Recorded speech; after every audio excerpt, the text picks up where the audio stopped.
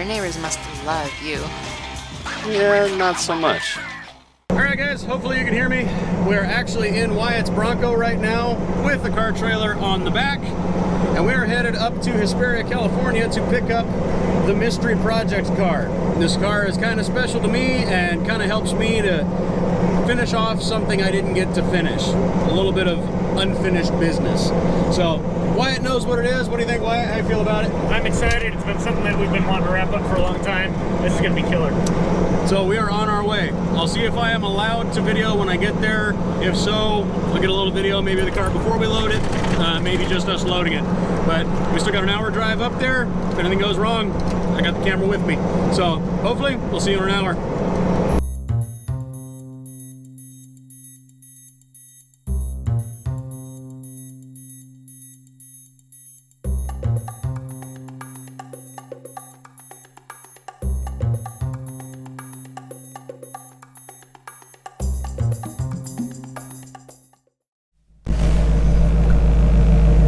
That was a success, guys. We actually have a car in tow.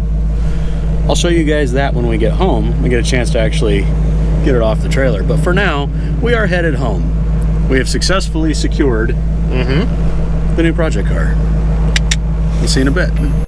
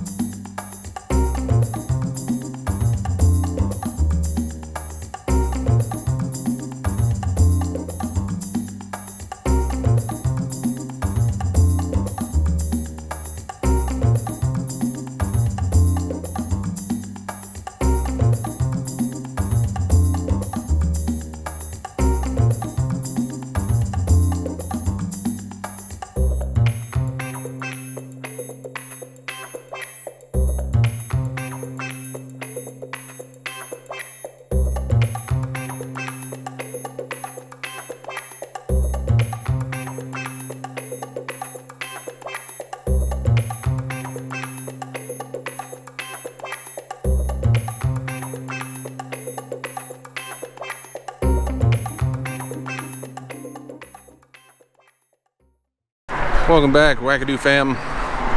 Episode whatever number we're on, but in case you don't know how to spell or you forgot. D! What do we got for today, baby? So by now, you guys have seen this. This is the mystery car. This car right here is the one that I've been working towards getting for a couple of weeks now. And there's a story behind it. There's some of it that we're going to cut out the elaboration on, and we'll tell you why more so than the how. This is a 1973 Ford Maverick. Now, this one in particular has a dear place in my heart. This car was a car that I was building with my ex-girlfriend for several years. After our relationship diverted, we chose our own paths, this car went with her. And after several years, it ended up coming back to me in exactly the same condition that it left. Now for me, this car represents unfinished business. So now I've been given the opportunity to finish what I started in the form of this car and putting it on the road, and hopefully the track. For obvious reasons, I don't need another project, but the fact that I wanted to see this project come together for so long was obviously a huge factor in why I chose to purchase it given the opportunity. The other thing is, this car in particular is going to be a track dynamo. As much as we have other projects that we're trying to get together for autocrossing, this one was going to be an autocross build car. What do I mean by that? I mean, the weight distribution on this car is almost exactly 50-50, which makes it an extremely balanced car right out the get-go. And at a fully loaded trim, this car weighed 2,900 pounds.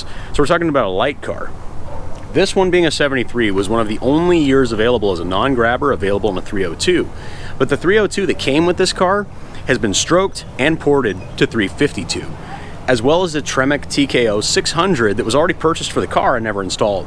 So there's a lot of really good parts for this car. far more than I paid for the car in parts with it that just need to be installed, put together, and put it back on the road.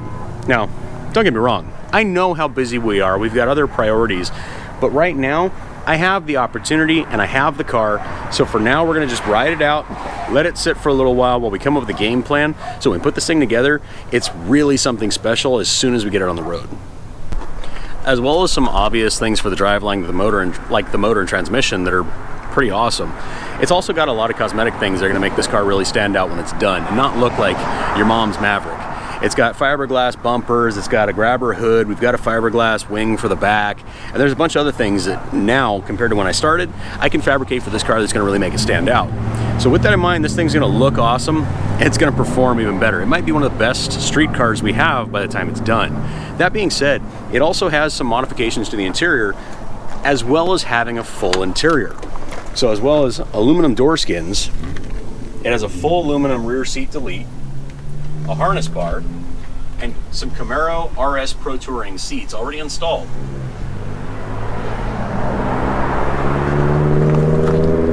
There's a lot of parts and a lot of potential in this car that just need to be finished, and I have the opportunity now to do so. But I might need your guys' help. I don't know exactly where to go with this because it wasn't my project originally. It was my ex-girlfriend's. So now's the opportunity to change up our mind a little bit and maybe do something a little bit different. Originally, this car's name was Project Reba, as in Reba McEntire. Little redhead, you get it. So now we're doing something different. Tell me what you guys think you guys would do with it if it was your car. What would you do with the car? Drag racing, road racing, autocrossing. What color would you paint it? What color scheme would you paint it? And what would you name it? Let us know in the comments what you think we should do, because I've got some time to think on it before I choose a direction for this project, while we finish up the other ones that we already have on our plate. Although this garage is full of all kinds of different projects, there's not a lot of Ford in my garage. Not for any particular reason, but that as somebody that grew up in a Chevy household with my dad, I naturally gravitated towards Chevy. So I didn't do a lot with Ford, but that's not to say that there's not a lot of merit to a 302 motor. Now this particular one was a 302. This one was from a 95 SVT. So this one has actually been stroked and bored to a 352. So this thing should put out some serious power for such a light car. I'm not super familiar with Ford motors in particular, and it's just from a lack of wherewithal because I haven't spent a lot of time around them. However, I do have an insider, a friend of mine that's really good with these 302s, that's gonna help me out and get this thing really humming the way I want it to be. We already have a distributor for it, a carburetor, and some hooker long tubes, and a lot of this other miscellaneous stuff is really easy to get our hands on. So I'm gonna do a little more research, work with my guy, and see if I can't get some of the parts in order so that when this thing actually goes together and goes on the run stand, I've got everything we need to really make it howl.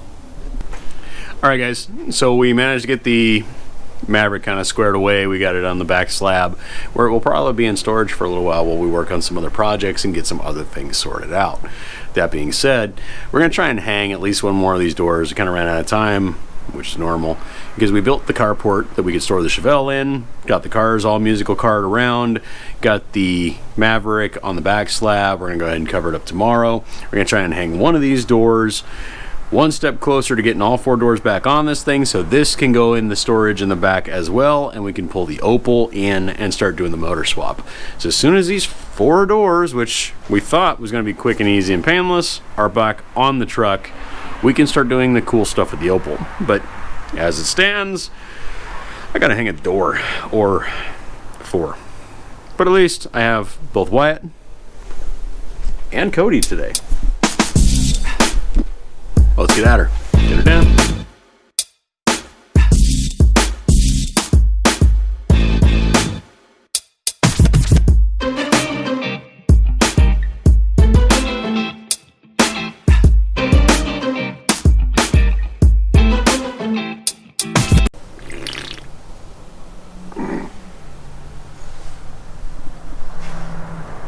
Oh, hey guys. We're back and we got a door. And a little cow skull. So, and a wire. It opens, it closes. Yeah, it's a very doorish door. This is inherently more than we had when we started this book. It is. Give it a gypsy. Get out the way, kid. Give it a it up, baby.